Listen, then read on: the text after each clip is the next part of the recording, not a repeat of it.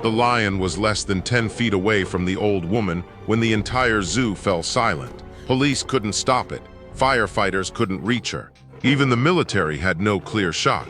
Then a woman in jeans stepped forward and said 7 words that made everyone laugh instantly.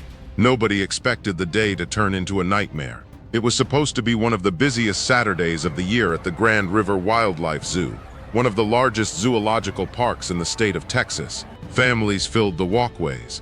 Children ran between exhibits carrying balloons and bags of popcorn. Parents stood near animal enclosures taking photos. The weather was perfect. The sky was clear. The atmosphere was peaceful. At least it was peaceful until 11:17 a.m. That was the moment everything changed.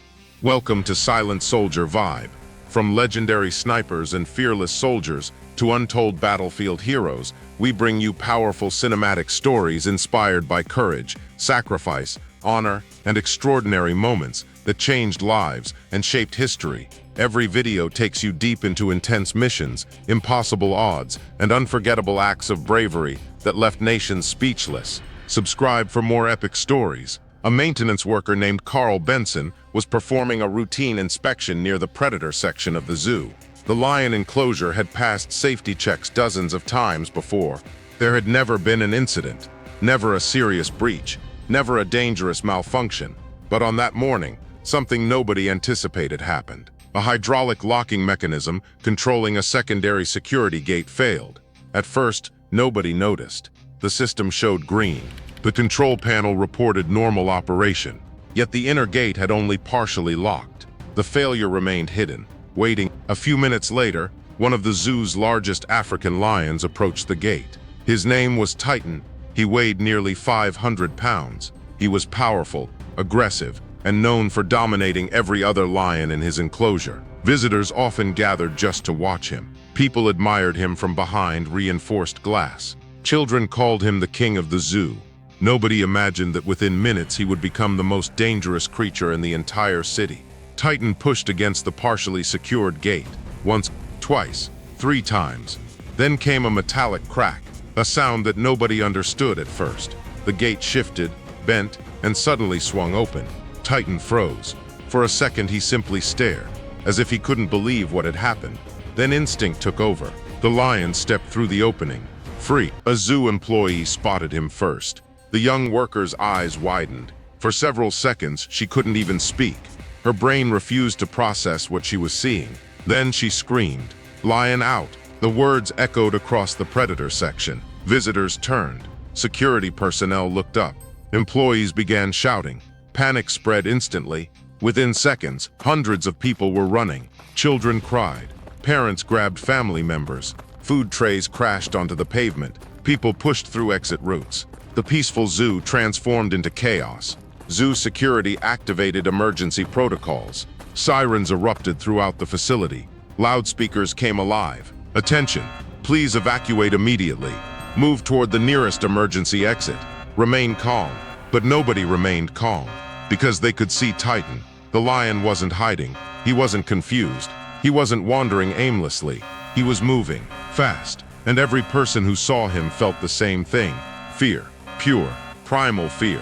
Zoo personnel attempted to track his movement through security cameras. At first, they believed they could contain him. They were wrong. Titan crossed 2 service areas and entered the Central Park Zone, the most crowded part of the zoo, the place where thousands of visitors gathered every day. The situation escalated instantly. Emergency services were called. Local police arrived first.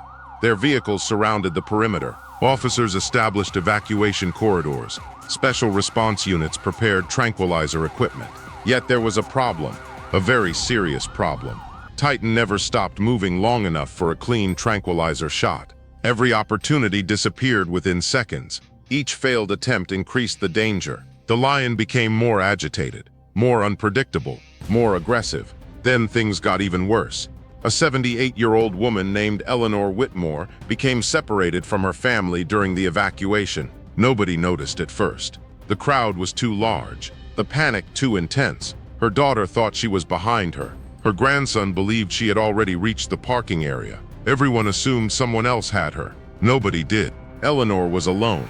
She suffered from arthritis. Walking was difficult. Running was impossible. While hundreds escaped, she moved slowly through a maintenance path behind the botanical garden. She didn't know it, but she was walking directly toward danger. At 11:46 a.m., Titan entered the same area. A security camera captured the moment. One frame showed Eleanor. The next showed Titan emerging from behind a line of trees. Control room operators froze. One employee nearly dropped his headset. Oh my God, the lion had seen her, and Eleanor had no idea. The control room immediately radioed all units. Priority emergency. Elderly civilian located near the botanical sector. Lion visual confirmed. Repeat, lion visual confirmed. Police officers rushed toward the location. Firefighters joined them. Zoo staff attempted to guide Eleanor through loudspeakers, but she couldn't hear clearly. The distance was too great. Meanwhile, Titan continued advancing, slowly, methodically, like a predator stalking prey. Television helicopters had arrived overhead by then. News crews were broadcasting live. Millions of viewers watched as the situation unfolded. Nobody could believe what they were seeing. An elderly woman, a free-roaming lion, and almost no time left. Police snipers attempted to establish shooting positions, but thick trees blocked visibility. Every angle risked hitting the woman. No officer wanted to take that chance. Minutes passed. The tension grew unbearable. Then the governor authorized military assistance. The National Guard responded immediately. Armed personnel arrived. Tactical units deployed. Military marksmen evaluated the scene. Yet even they faced the same problem. No clear shot. No safe angle. No guarantee. One mistake could kill the very person they were trying to save. At 12:02 p.m., Titan closed the distance further. Eleanor finally turned around and saw him. For a moment, she didn't move. She couldn't. The sight was too terrifying. The lion stood less than 40 yards away, massive, silent, watching her. Eleanor's walking cane slipped from her hand. Tears filled her eyes. She knew. Everyone knew. She couldn't outrun him. The entire nation watched live as the old woman stood trembling in the middle of an empty pathway. Police officers clenched their fists. Military personnel searched desperately for a solution. Zoo staff prayed. Families watching television cried. And Titan kept moving closer. 30 yards. 25. 20. Eleanor began sobbing. The lion lowered his head. The predator was preparing.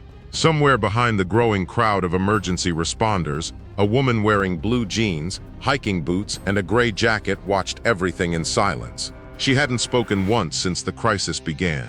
She looked like an ordinary visitor, just another civilian trapped inside the zoo. Nothing about her appearance suggested anything unusual. Nothing suggested military experience. Nothing suggested danger. Yet as military commanders argued over possible options, the woman finally stepped forward.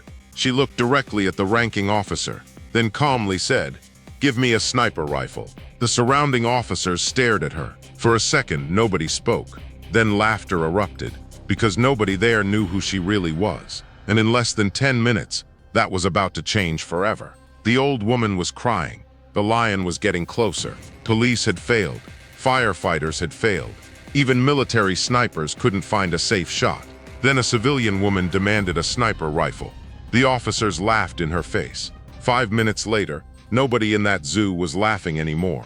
The laughter spread quickly among the officers standing near the command post. Some thought the woman was joking.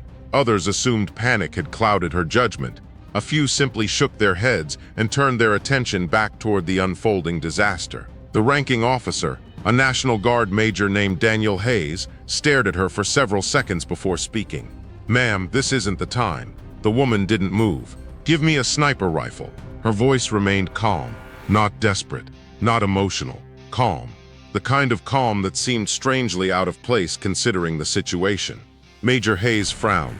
Behind him, several officers exchanged looks. One of them laughed again. Another muttered, "Everyone's an expert during a crisis." The woman ignored them. Her eyes remained fixed on the major. Meanwhile, nearly 200 yards away, Eleanor Whitmore stood frozen on the pathway behind the botanical garden. The lion continued stalking forward. Every step increased the tension gripping the entire nation. Television cameras zoomed in. News anchors struggled to find words. Social media exploded with live reactions. Millions of people watched in horror. Nobody knew how this would end. The lion stopped. For several terrifying seconds, Titan simply stared at Eleanor. Its tail moved slowly, Its shoulders shifted. Predators often paused before committing themselves. Experienced wildlife experts watching the live feed recognized the behavior immediately. The lion was calculating, evaluating, preparing. Back at the command center, Major Hayes looked toward a large tactical monitor displaying the live drone feed. The image showed exactly how dangerous the situation had become. 20 yards. That was all that separated the lion from the elderly woman now. 20 yards. One burst of speed. One charge. That was all it would take. "We don't have time for this," Hayes said. The woman nodded. "I agree." The answer surprised him. For the first time, he looked at her more carefully. She appeared to be around 30 years old. Athletic build. No visible fear. No shaking hands. No signs of panic. Most civilians near the command area were terrified. This woman wasn't. That bothered him, because people usually reveal who they are during a crisis, and something about her behavior wasn't normal. "What exactly makes you think you can help?" he asked. The woman looked briefly toward the monitor, then back at him. "Because you're running out of options," several officers scoffed. One sniper from the tactical team stepped forward. His name was Sergeant Brooks. He had over 12 years of experience. "If trained military marksmen can't get a shot, what exactly do you think you're going to do?" he asked. The woman didn't even look at him. "I didn't say I think I can." The officer frowned. She continued, "I know I can." That statement immediately triggered another wave of disbelief.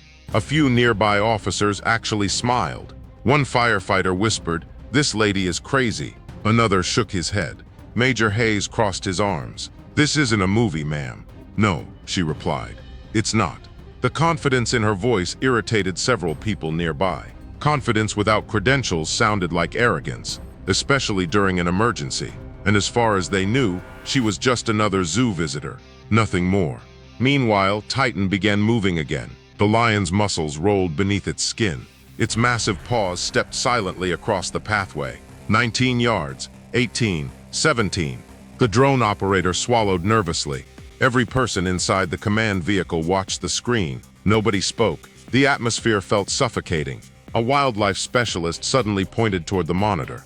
"Oh no," everyone followed his gaze. Titan had lowered its body. The lion was entering a hunting posture. A collective sense of dread swept through the command center. They all understood what that meant. The animal was preparing to charge. Eleanor saw it too. Tears streamed down her face. Her legs trembled uncontrollably. She looked around desperately. There was nowhere to go. No shelter, no vehicle, no rescue team close enough. For the first time since the crisis began, many responders privately believed they were about to witness a death. The woman in the gray jacket looked toward the monitor. For the first time, a trace of urgency appeared in her expression. Then she looked back at Major Hayes. "Your sniper rifle." Her voice became firmer. "Now." Major Hayes stared at her. The seconds ticked away.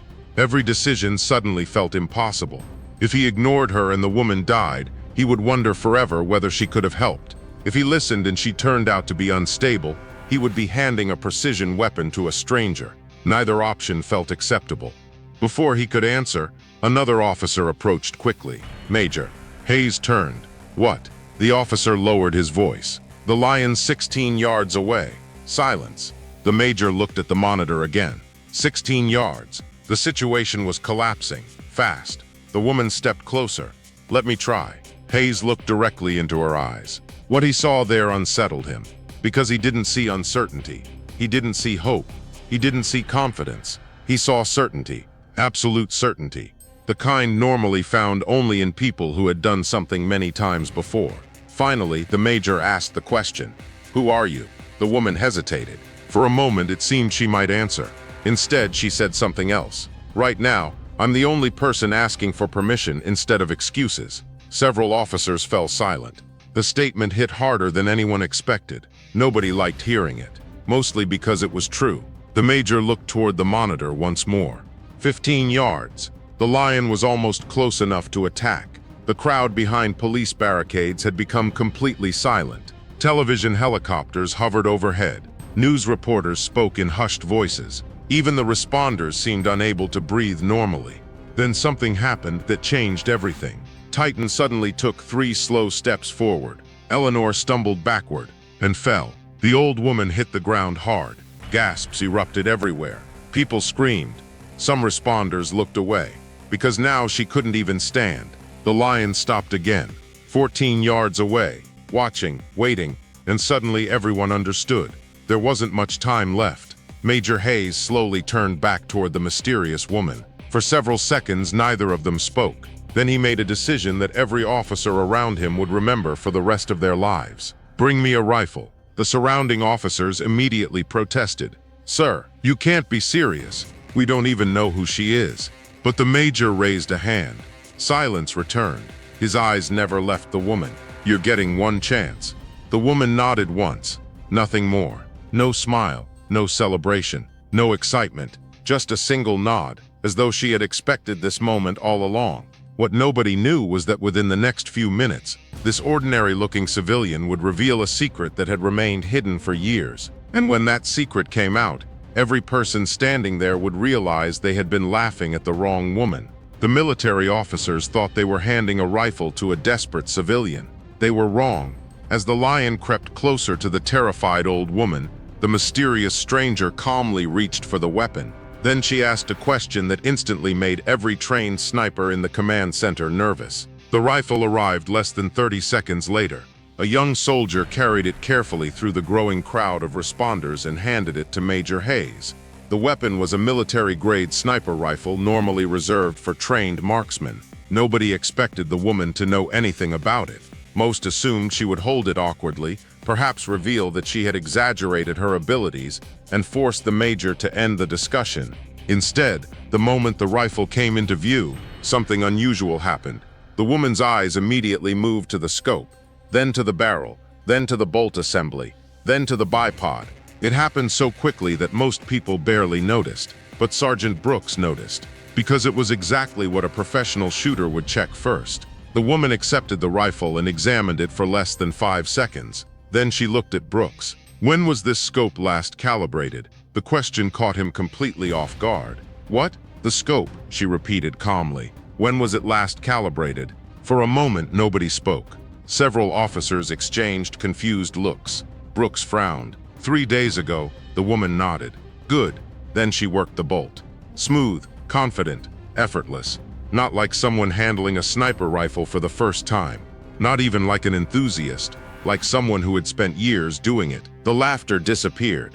Not completely, but enough. People were beginning to notice things. Small things. The way she held the weapon. The way she stood. The way her eyes moved. The way her breathing never changed. Major Hayes folded his arms. "Who trained you?" The woman ignored the question. Instead, she turned toward the tactical monitor displaying the live drone feed. Titan was still stalking Eleanor, 14 yards, maybe less. The old woman remained on the ground, crying, terrified, unable to move. Every second mattered now. The woman studied the monitor carefully. Then she asked another question. "What's the current wind speed?" This time several officers looked directly at her. A weather technician answered automatically. 7 miles per hour, southwest. The woman nodded again. "Expected fluctuation?" The technician blinked. "Maybe 1 mile per hour." Again she nodded. No hesitation, no uncertainty. As though she already knew exactly why she needed the information. The command center had grown noticeably quieter. Even the people who doubted her were paying attention now. Because civilians didn't ask questions like that. Not under pressure. Not while standing in the middle of a national emergency. Meanwhile, television cameras continued broadcasting live across the country. Millions of viewers watched the old woman trapped on the pathway. News anchors repeated the same terrible question over and over. Would rescuers reach her in time? Nobody knew. Back near the command post, the mysterious woman finally lowered the rifle. "Too many obstructions," she said. Major Hayes frowned. "What?" "The trees." She pointed toward the monitor. "The branches will interfere with visibility from your current positions." Several military marksmen immediately looked at one another. Because she was right. Exactly right. It was the same conclusion they had reached earlier. The woman looked toward a distant maintenance structure visible on another camera feed. Then she pointed. "I need elevation." Brooks followed her finger. The building stood near the eastern side of the botanical sector. Its roof overlooked a narrow opening between the trees, one of the few remaining sightlines available. The sniper team had evaluated it earlier, but abandoned the idea because reaching it would take time. The woman looked back at Hayes. Get me up there." The major stared at her. "You think you can make the shot from that roof?" She didn't answer immediately. Instead, she looked toward the monitor again. The lion was now 13 yards away. Then she said something that made Brooks' stomach tighten. "I know I can." For the first time, nobody laughed. The confidence sounded different now, more dangerous, more believable. And that frightened them, because if she wasn't bluffing, then the obvious question became impossible to ignore. Who was she? At that exact moment, another responder approached the command center, carrying a folded bag he had recovered during the evacuation process. "Excuse me," the responder said. "Is this yours?" He held up a dark duffel bag. The woman turned. "Yes." The responder handed it over. Most people paid little attention until she unzipped it. Then the atmosphere changed instantly. Inside the bag were several neatly folded items: dark green fabric, military boots, a combat utility belt, and what looked unmistakably like a military uniform. The nearest officers froze. Brooks looked at the bag, then at the woman, then back at the bag. "Wait," he said slowly. The woman removed her gray jacket. Nobody spoke. The crowd around the command post watched silently. Even the television crews focused their cameras. Something important was happening. Everyone could feel it. The woman reached into the bag and removed a military identification patch. Major Hayes saw it first. His eyes widened slightly, because the insignia wasn't ordinary. It belonged to an elite military sniper unit, one of the most selective programs in the country, a unit known for producing some of the finest marksmen in the armed forces. Suddenly, several pieces of the puzzle began falling into place. The calmness, the confidence, the rifle handling, the questions, the certainty. The woman looked at Hayes. For the first time since approaching the command post, she finally answered the question he had asked earlier. "Who trained me?" She paused, then gave a small nod. "Nobody recently." The officers stared. The woman continued. "I spent 12 years as a military sniper." Silence, absolute silence. It felt as if the entire command center had stopped breathing. Nobody laughed now, nobody smiled, nobody made jokes. Because the civilian they had mocked moments earlier had just revealed that she wasn't a civilian at all. She was a former military sniper, and suddenly the impossible no longer seemed impossible. Meanwhile, less than 100 yards away, Titan lowered its body even further. The lion's muscles tightened, its eyes locked onto Eleanor. The old woman looked up and realized the animal was preparing to move, fast, very fast. The final moments were approaching, and for the first time since the nightmare began, a single possibility appeared: hope. But whether that hope would be enough remained to be seen, because the most difficult part of the entire rescue operation was still ahead: the shot. She moved quickly across the rooftop, secured the rifle, and headed toward the access ladder. Her boots struck the metal rungs with steady rhythm as she descended. Major Hayes followed immediately behind her, along with Brooks and several members of the tactical response team. The lion was now close enough to kill within seconds. The old woman couldn't stand. Millions watched in horror, and on a rooftop overlooking the disaster, a former military sniper prepared for a shot that everyone else believed was impossible. One mistake would mean death. One bullet could save everything. The revelation hit the command center like a shockwave. For several seconds, nobody spoke. The officers who had laughed earlier now looked embarrassed. Some avoided eye contact entirely. Others stared at the woman with a mixture of disbelief and curiosity. A moment ago, she had been an ordinary civilian demanding a rifle. Now she was something very different. Major Hayes looked at the military insignia again. "Former sniper?" he asked. The woman nodded. 12 years. Unit? The woman hesitated briefly. Long-range reconnaissance. Several experienced soldiers immediately recognized the significance. The room grew even quieter. Long-range reconnaissance snipers weren't ordinary marksmen. They were specialists. Individuals trained to make impossible shots under impossible conditions. Sergeant Brooks stared at her. "Why did you leave?" The woman secured the rifle sling over her shoulder. "Retired." "That doesn't answer the question." "No," she replied calmly. "It doesn't." Before Brooks could continue, another urgent voice erupted from the communications station. Movement. Every head turned toward the monitor. Titan was advancing again. 12 yards. The lion's body remained low to the ground. Its movements had become slower, more deliberate, more dangerous. Wildlife specialists watching the feed exchanged worried looks. One of them swallowed hard. He's committing. Nobody needed an explanation. Predators behaved differently when they decided to attack. The uncertainty disappeared. The hesitation vanished. Everything became focused, direct, lethal. The lion had made its decision, and everyone knew it. Eleanor Whitmore remained on the ground. Her breathing was uneven. Tears streamed down her face. She had stopped crying for help because she finally understood something terrible. Nobody was coming. At least, that was what she believed. The old woman slowly closed her eyes. Some television viewers watching from home began crying. Others changed channels because they couldn't bear to watch. Parents covered their children's eyes. News anchors struggled to maintain professional composure. Across the country, millions waited for the inevitable. Back at the command post, the former sniper was already moving. There was no hesitation in her actions, no uncertainty, no wasted motion. She headed directly toward the eastern maintenance structure she had identified earlier. Several soldiers followed. Major Hayes followed too. The rooftop wasn't particularly high, but it provided something the ground positions could not. A narrow shooting lane, a small opening between the trees, a chance. As they moved, Brooks walked beside her. "What's your name?" The woman continued forward. "Rachel." "Rachel what?" "Rachel Carter." Brooks nodded.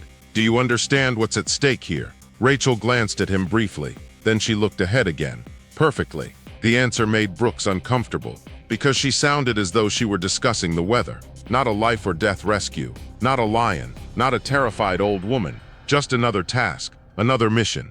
The group reached the maintenance building within moments. A ladder provided access to the roof. Rachel climbed first. The rifle remained securely against her shoulder. Every movement appeared practiced, automatic, professional. When she reached the rooftop, she immediately moved toward the edge overlooking the botanical pathway. Then she stopped and looked. The view wasn't ideal. The distance wasn't extreme, but the angle was difficult. Tree branches partially obstructed visibility. Wind drifted unpredictably through the opening. And most importantly, the lion never stopped moving.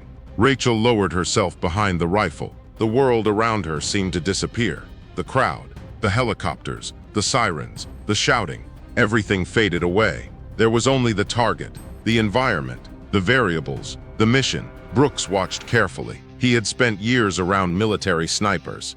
He knew what competence looked like, and what he saw now made his pulse quicken. Rachel wasn't pretending. She wasn't performing. She wasn't trying to impress anyone. She was working. The rifle settled against her shoulder naturally. Her cheek rested lightly against the stock. Her eye aligned with the scope. She adjusted the magnification, checked the wind, measured the opening, calculated distance. Everything happened with calm precision. Major Hayes crouched nearby. "What do you need?" Rachel never looked away from the scope. Silence. The major immediately turned. Everyone quiet. Conversation stopped instantly. Even radio traffic was reduced. The rooftop became completely silent. Rachel took a slow breath, then another. Through the scope she could see Eleanor. The elderly woman appeared fragile, terrified, completely exposed. Beyond her stood Titan, massive, powerful, deadly. The lion paused again. Rachel watched carefully. Every movement mattered. Every step altered the calculation. Below, thousands of people waited behind barricades. The atmosphere felt unreal. Nobody spoke. Nobody moved. The entire zoo seemed frozen in time. Then Rachel finally broke the silence. Distance. A spotter checked the laser rangefinder. 186 yards. Rachel nodded.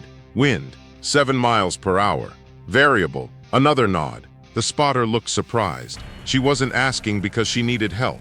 She was confirming numbers she had already calculated herself. Meanwhile, Titan took another step forward. 11 yards.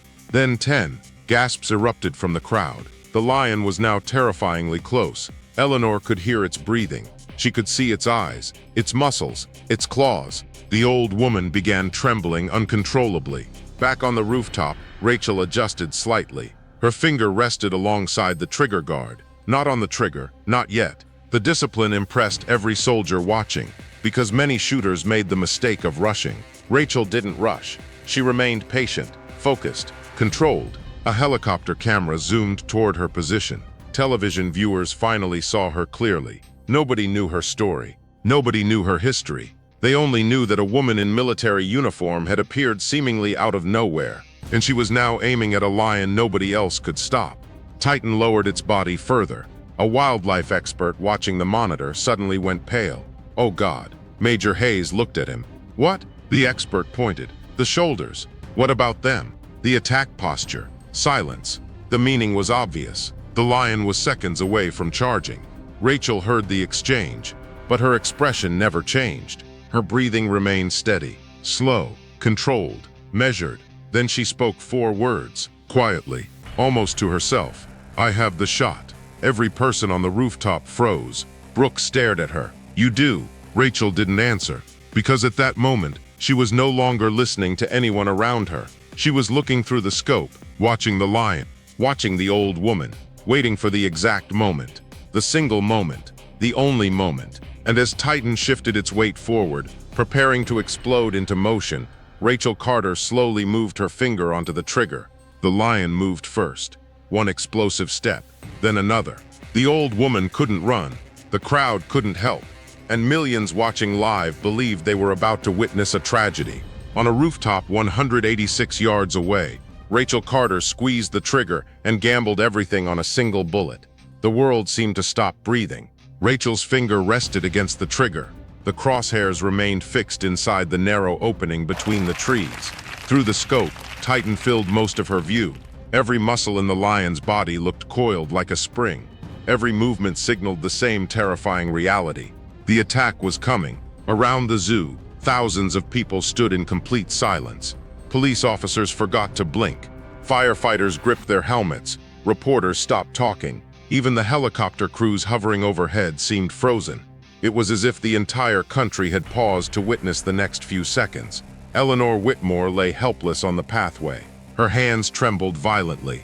Her chest rose and fell with panicked breaths. She could hear the lion now, not just see it, hear it. The low rumble coming from its throat felt almost unreal. It sounded less like an animal and more like a warning from nature itself. 10 yards. 9. The lion lowered its head another inch. Rachel watched carefully through the scope. She wasn't looking at the lion's face. She wasn't looking at its claws. She wasn't looking at its teeth. She was watching its shoulders, watching its balance, watching its weight distribution, the same way she had done hundreds of times during military operations years earlier. Because experienced snipers understood something most people never learned. The trigger wasn't the important part. Timing was. 1 second too early and the target could move. 1 second too late and people could die. Everything depended on timing. The wind shifted slightly. Rachel noticed immediately. The leaves along the edge of the shooting lane fluttered. Only a little, but enough. She adjusted. A fraction of an inch. Nothing more. Brooks watched from beside her. The precision unsettled him. Every movement looked automatic, instinctive, like breathing, like walking, like something she had done her entire life. Below them, Titan stopped moving. The lion stared directly at Eleanor. Its eyes narrowed, its muscles tightened, and then every wildlife specialist monitoring the situation recognized the signal. The attack had begun. "Oh no," one of them whispered. Titan exploded forward. The distance vanished instantly. 9 yards became 7. 7 became 6. The crowd screamed. People covered their mouths. Some looked away. Television anchors shouted over one another. Police officers started running despite knowing they couldn't reach Eleanor in time. The lion accelerated. 5 yards. 4. Rachel inhaled slowly, then held her breath. Everything disappeared. The crowd, the sirens, the helicopters, the fear, the noise. Only the scope remained. Only the target. Only the shot. Titan launched itself forward. 3 yards. The lion's body stretched through the air. Claws extended, mouth opening. Eleanor closed her eyes, and Rachel Carter squeezed the trigger. The rifle cracked like thunder. The sound echoed across the entire zoo. Birds erupted from nearby trees. The recoil pushed gently against Rachel's shoulder. The bullet crossed the distance in less than a heartbeat. For a fraction of a second, nobody knew what had happened. The lion remained airborne. The old woman remained frozen. The crowd remained screaming. Then the impact came. Titan's body jerked violently in midair. The force altered its trajectory instantly. Instead of continuing forward, the massive predator twisted sideways. A shockwave of disbelief rippled through the crowd. The lion crashed into the ground. Hard. Dust exploded upward. Leaves scattered. People gasped. Nobody understood what they had just seen. The lion rolled once, twice, then stopped. Silence. Complete silence. Rachel never lowered the rifle. Not yet. Her eye remained fixed on the scope. Professional habit. Confirm the result. Never assume. Never celebrate early. Seconds passed. 1, 2, 3. Titan didn't move. 4, 5. Still nothing. The lion remained motionless. The pathway became eerily quiet. The only sound was Eleanor's frightened breathing. Then the wildlife specialist, staring at the monitor, slowly removed his headset. His face had gone pale. Major Hayes looked at him. Well, the man swallowed, then spoke words nobody expected to hear. The lion is down. Nobody reacted. Not immediately. Their minds couldn't process it. The statement felt impossible. The military couldn't do it. The police couldn't do it. Every expert had failed. Yet somehow a woman everyone had mocked less than 20 minutes earlier had accomplished it with a single shot. One bullet, one opportunity, one impossible shot. Brooks stared at Rachel. You hit him. Rachel remained behind the rifle, still watching, still confirming. Finally, she lowered the scope. Her expression never changed. No smile, no celebration, no victory pose, nothing. Just calm professionalism. The old woman is alive, she said quietly.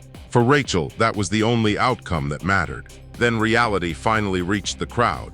Cheers erupted across the zoo. People screamed. Some cried. Others hugged complete strangers. Police officers slapped one another on the shoulders. Firefighters shouted with relief. Even hardened military personnel couldn't hide their amazement. The impossible had happened. But Rachel wasn't looking at the crowd. She wasn't listening to the cheers. Because through years of military service, she had learned an important lesson. A mission wasn't over until everyone was safe. And Eleanor Whitmore was still sitting on that pathway, alone, terrified, only a short distance from a lion that had just been brought down. Rachel immediately stood. She slung the rifle across her shoulder and headed toward the ladder. Major Hayes blinked. Where are you going? Rachel didn't slow down. To bring her home. Behind her, the celebrations continued. But deep inside the zoo, one final chapter of the rescue was about to begin. And it would reveal why Rachel Carter had become a legend long before anyone at the Grand River Wildlife Zoo had ever heard her name. Everyone was celebrating the impossible shot. The crowd was cheering. The old woman was alive. But Rachel Carter wasn't celebrating. Through years of combat experience, she had learned one brutal truth. A mission wasn't finished when the threat went down. It ended only when every civilian was safely home. The roar of celebration spread across the zoo like a wave. Police officers embraced one another. Firefighters cheered. Reporters spoke excitedly into cameras. News helicopters broadcast the historic moment across the country. Millions of viewers who had spent the last hour fearing the worst were now witnessing a miracle. Yet amid all the excitement, Rachel Carter showed no sign of emotion. Rachel, Hayes called. She stopped briefly. What is it? You just made a shot most professionals would never attempt. Rachel looked toward the botanical pathway. I didn't make it for them. Who? The cameras. Then she continued walking. Hayes exchanged a glance with Brooks. Neither man knew what to say. The woman they had mocked barely 20 minutes earlier had just saved a life in front of the entire nation, and she seemed completely uninterested in recognition. As they approached the pathway, emergency medical personnel rushed past them carrying equipment. The route had already been secured by police units. Officers formed a protective corridor leading toward Eleanor Whitmore. The elderly woman remained seated on the ground, still shaking, still trying to process what had happened. When she heard footsteps approaching, she slowly looked up. Rachel was the first person she saw. For a moment, neither woman spoke. Eleanor's eyes filled with tears. You, her voice broke. You saved me. Rachel knelt beside her. The older woman looked fragile now, exhausted, overwhelmed, terrified. Rachel gently placed a hand on her shoulder. It's over. The words were simple, but they carried a comfort Eleanor desperately needed. The old woman's tears finally overflowed. I thought I was going to die. Rachel nodded slowly. I know. Medical personnel arrived moments later and began examining Eleanor. They checked her pulse, her breathing, and her injuries from the fall. Fortunately, aside from shock and minor bruising, she appeared unharmed. The relief among responders was overwhelming. For the first time since the lion escaped, people allowed themselves to breathe normally. Nearby, reporters struggled to push closer. Television cameras zoomed in. Everyone wanted to know the same thing. Who was Rachel Carter? The mystery surrounding her had become almost as fascinating as the rescue itself. Major Hayes approached. Media wants a statement. Rachel stood. No. Hayes blinked. No statement. The Major looked genuinely confused. Rachel, every news network in the country is asking for you. I know. You don't want to tell your story? Rachel glanced toward the crowd, then toward the fallen lion in the distance. No. The answer stunned him. Most people would have embraced the attention. Most people would have spent hours speaking to reporters. Rachel wanted none of it. As police secured the area around Titan, wildlife officials began conducting their assessment. The lion was no longer a threat. The crisis had ended. But for many of the officers present, a different curiosity had taken hold. They wanted answers. Who exactly was Rachel Carter? And what kind of military career produced someone capable of remaining so calm under such pressure? Brooks finally decided to ask. You said 12 years. Rachel nodded. 12. How many deployments? Rachel looked at him. Enough. Brooks frowned. That isn't an answer. It wasn't meant to be. The former sniper continued walking. For a few moments, nobody spoke. Then Hayes noticed something unusual. Several scars were visible near Rachel's left wrist. Old scars, not recent. The kind that only appeared after years of hard service. His curiosity deepened. Why did you retire? Rachel slowed. This time she didn't avoid the question immediately. For several seconds, she simply stared ahead. Then she answered, because eventually every soldier reaches a day they don't want another war. The statement hung in the air. Nobody replied. Because everyone understood. Some questions didn't require further explanation. Meanwhile, Eleanor Whitmore was being carefully helped onto a medical stretcher. As she was loaded into an ambulance, she suddenly called out. Rachel. The former sniper turned. The old woman extended a trembling hand. Please come here. Rachel approached. Eleanor took her hand with surprising strength. You gave me my life back. The crowd nearby fell silent. Many had tears in their eyes. Even seasoned officers felt emotional. The elderly woman smiled through her tears. Thank you. Rachel squeezed her hand gently. You're welcome. For the first time all day, a faint smile appeared on Rachel's face. Small, brief, but genuine. The ambulance doors closed moments later.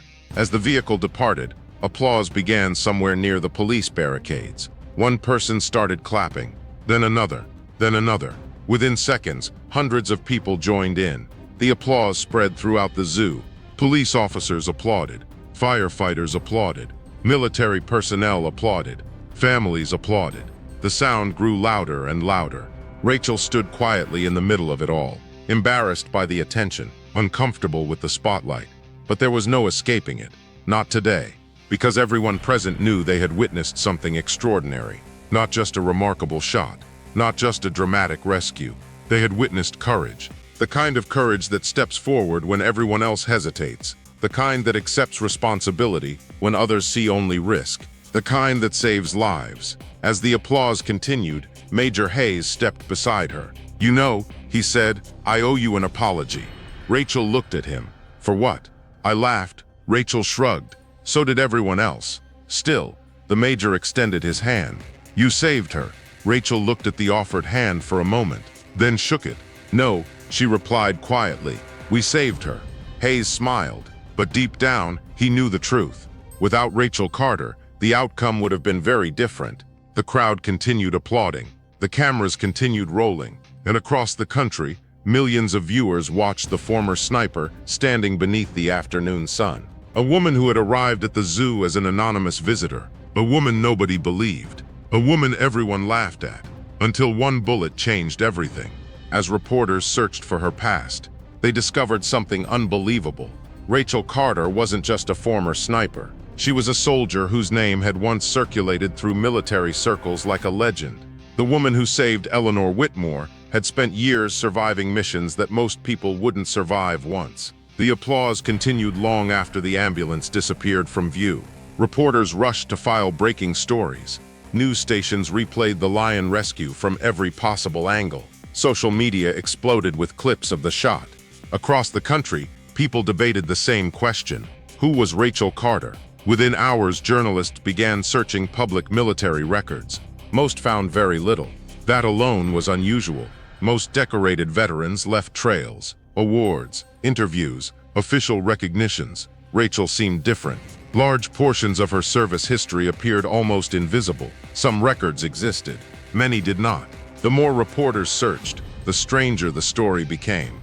Back at the zoo, Rachel sat alone near a maintenance building while investigators completed their reports. The excitement around the rescue continued, but she remained distant from it all. She had never enjoyed attention.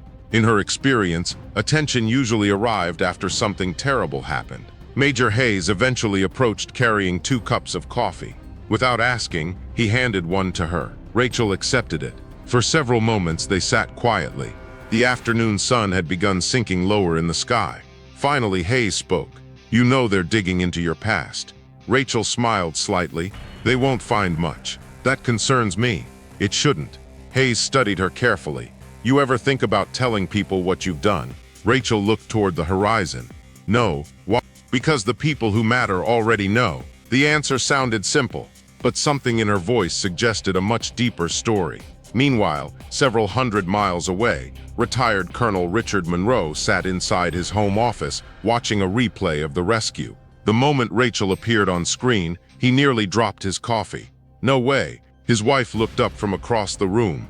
"What is it?" Monroe stared at the television. "I know her." The replay showed Rachel lowering the rifle after the shot. The retired colonel leaned closer. There was no doubt. "That's Carter." His wife frowned. "Who?" Monroe slowly sat back. "The best sniper I ever commanded." The words hung heavily in the room. Because Richard Monroe wasn't a man who exaggerated. Not ever.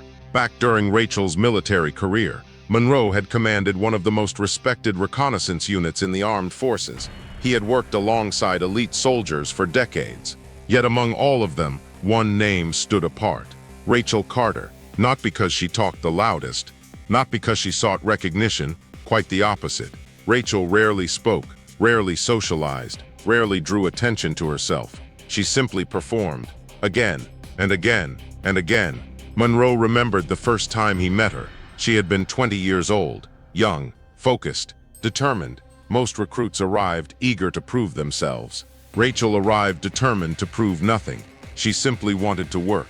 That attitude confused instructors at first, then impressed them, then amazed them, because every challenge placed before her ended the same way. She succeeded, not immediately, not effortlessly, but consistently. When others quit, Rachel continued. When others complained, Rachel adapted. When others looked for shortcuts, Rachel trained harder. Within 2 years, she had become one of the most promising shooters in the program. Within 4 years, she was among the best. Within 6, her reputation had spread far beyond her own unit. People began talking.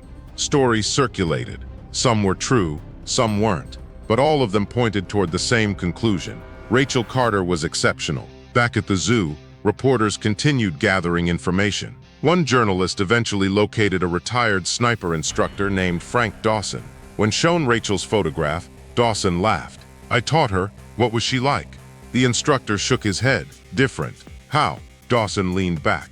"You could teach skills, you could teach technique, you could teach discipline." The reporter nodded. "But you couldn't teach what she had." "What was that?" Dawson looked directly into the camera.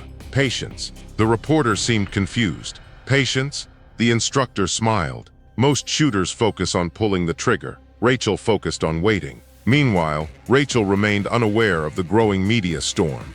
She sat quietly outside the zoo long after most visitors had gone home. The adrenaline from the rescue had faded. The familiar exhaustion was returning. Not physical exhaustion, mental exhaustion, the kind that always followed high-pressure situations. Eventually, Brooks approached. The military sniper carried 2 bottles of water. He handed one to Rachel. "Thanks." Brooks sat nearby. For a while, neither spoke. Then he finally asked the question that had been bothering him all day. "What's the longest shot you ever made?" Rachel laughed softly. "A long time ago." "That's not an answer." She took a sip of water. "Does it matter?" "Yes." Rachel looked at him, then sighed. "About 2,300 yards."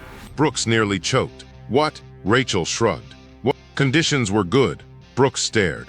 "Conditions were good." He laughed in disbelief. "That's insane." Rachel didn't respond.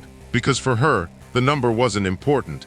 The mission had been always the mission, never the distance, never the recognition, never the statistics. Brooks shook his head.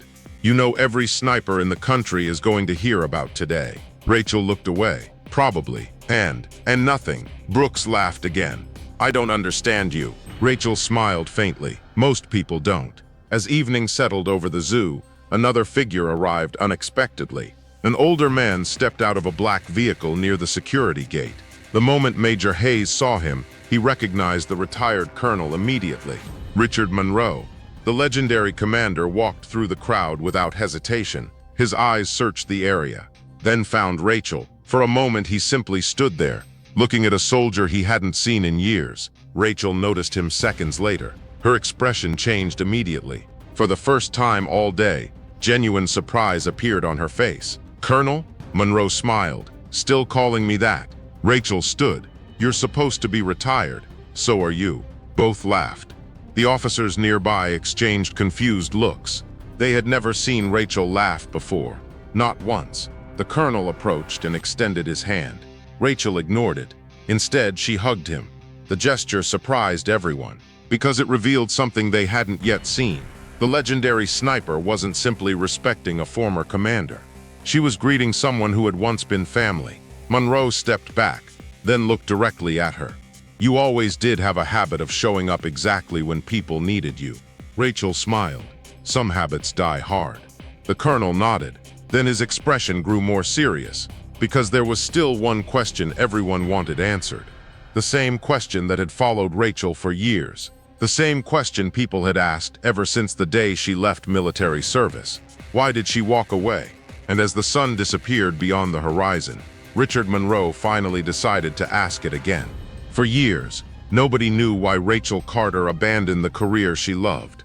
The military offered promotions. Elite units wanted her. Commanders trusted her. Yet she walked away without explanation. Now, as the nation celebrated her heroism, a forgotten memory returned, one she had never escaped. The evening air had grown cooler. Most of the emergency vehicles had begun leaving the zoo.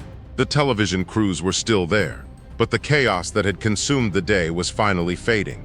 Yet for Rachel Carter, the hardest part of the day wasn't behind her. It was just beginning. Colonel Richard Monroe stood beside her near the parking area. Around them, officers and responders continued discussing the rescue, but neither of them paid much attention. The colonel looked directly at Rachel. Why did you leave? The question hung in the air. Rachel didn't answer immediately. She had heard the question countless times over the years. Friends asked it. Officers asked it. Journalists asked it. Family members asked it. And every time she avoided the answer. Not because it was classified. Not because it was secret. Because it hurt. For several moments she stared toward the darkening horizon. Then she finally spoke. There was a mission. The colonel remained silent.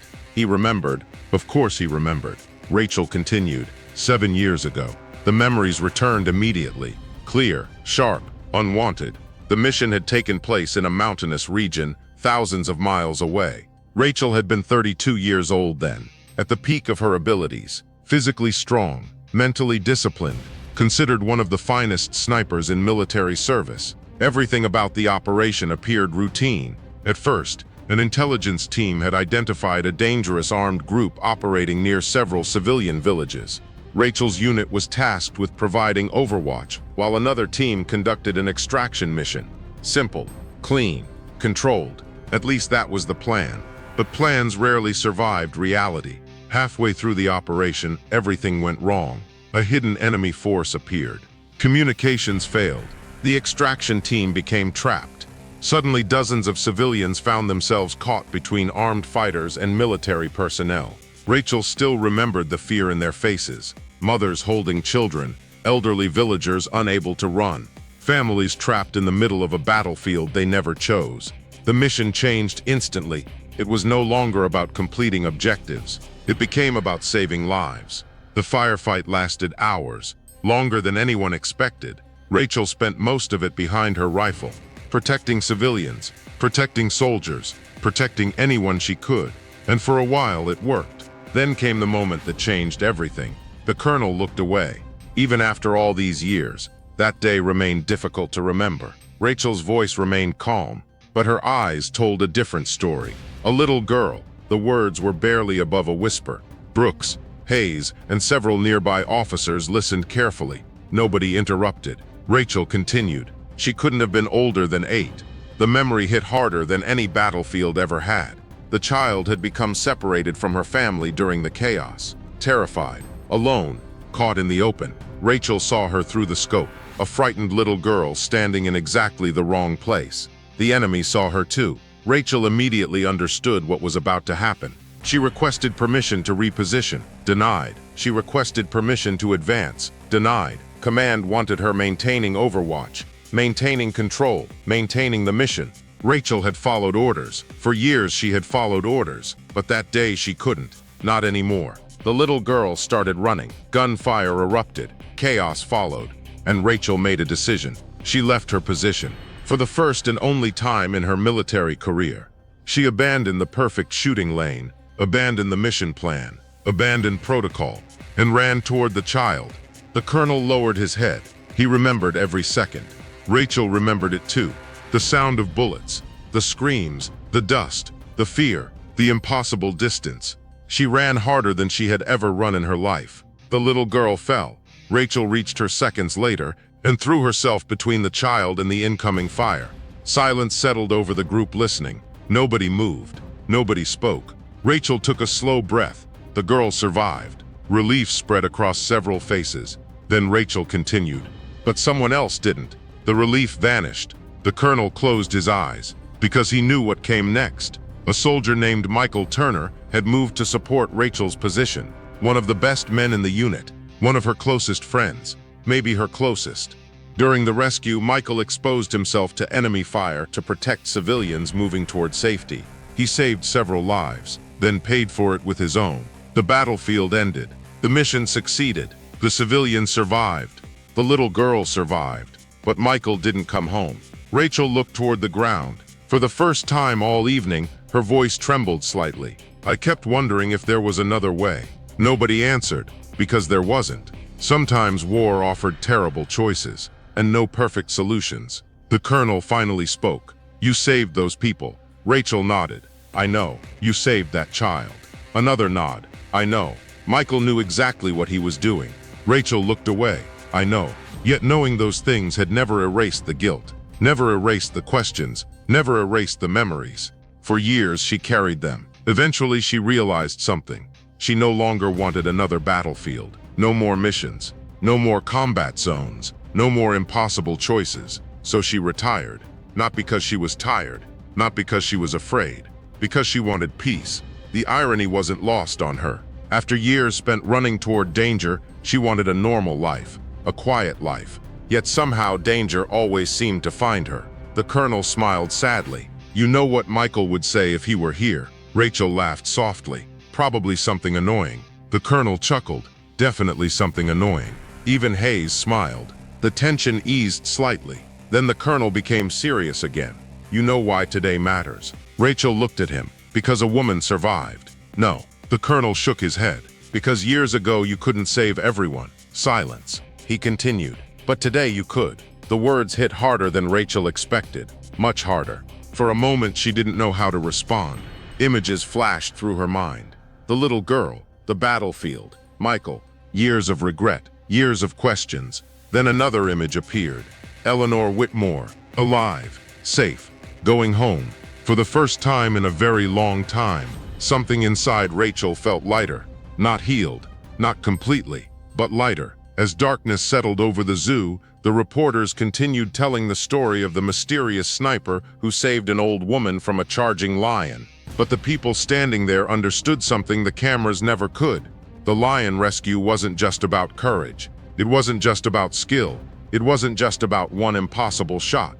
It was about a soldier who had spent years carrying the weight of a loss she could never forget. And on this day, against impossible odds, she had finally been given something she thought she would never receive. A second chance. By morning, the entire nation knew her name. News channels called her a hero. Millions watched the impossible shot again and again. But Rachel Carter wasn't thinking about fame. She was thinking about an old woman who would see another sunrise and a promise she made years ago.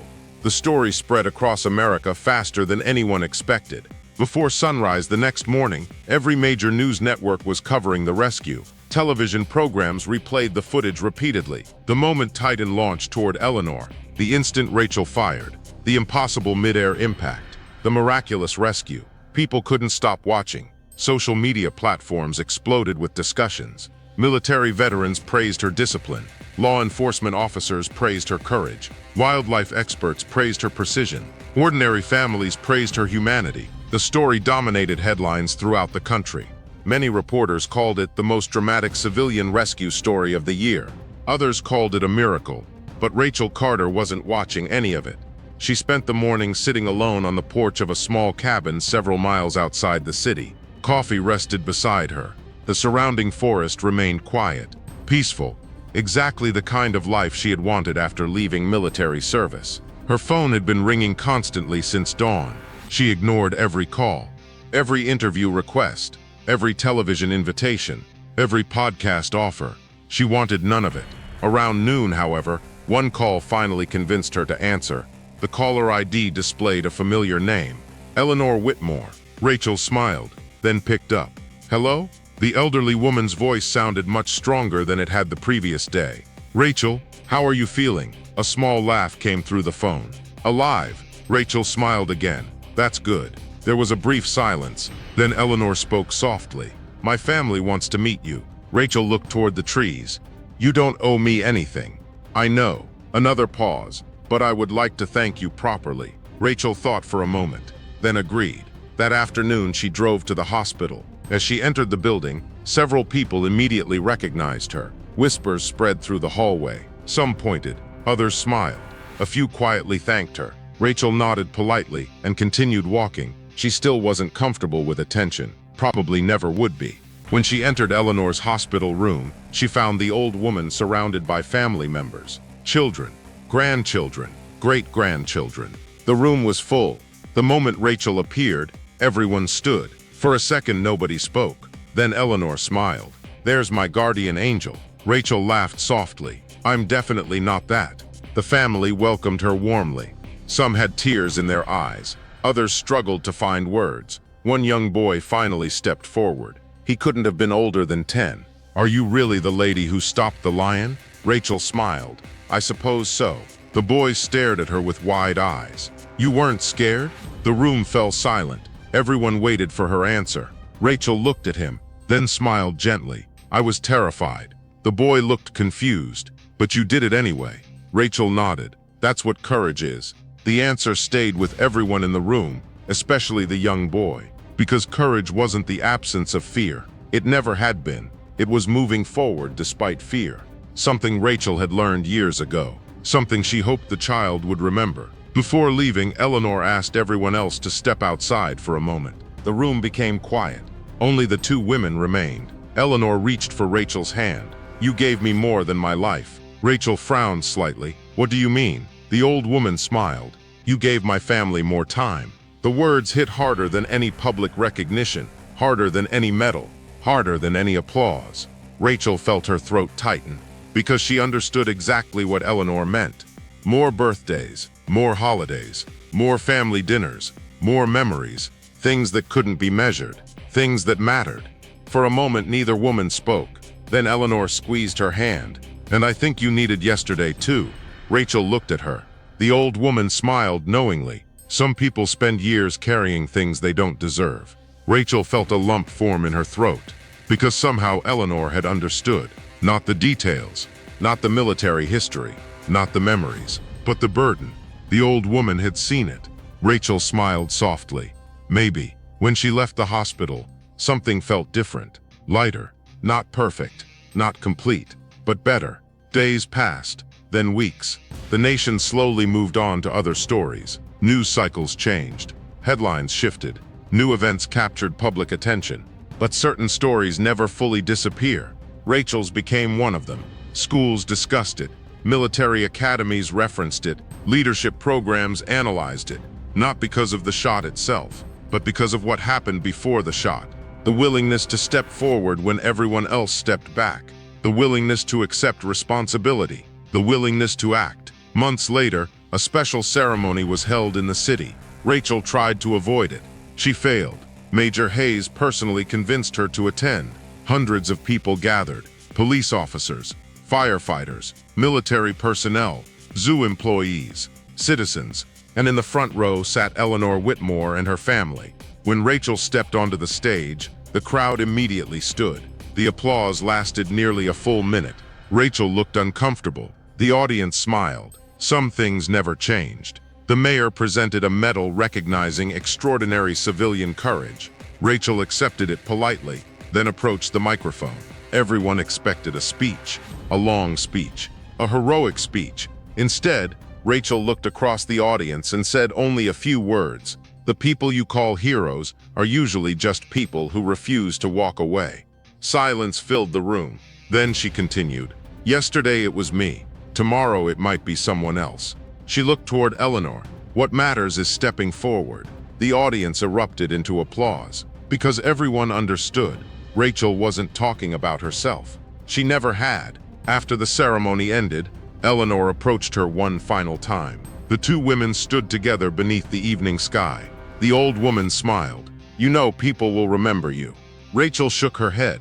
"They'll remember the lion." Eleanor laughed. "No." She pointed toward the crowd. "They'll remember the woman who stepped forward when nobody else knew what to do." Rachel looked around. Families laughed together. Children played. Police officers chatted with firefighters. Life continued. Ordinary. Beautiful. Exactly as it should. And for the first time in many years, Rachel Carter felt completely at peace. Not because she had become famous. Not because she had received recognition. Not because of the impossible shot. But because one frightened old woman had gone home. The lion was gone. The danger was over. The mission was complete. And somewhere beyond the noise of the crowd and the cameras and the applause, a former sniper finally allowed herself to believe something she hadn't believed in a very long time. Sometimes, one bullet really can change everything.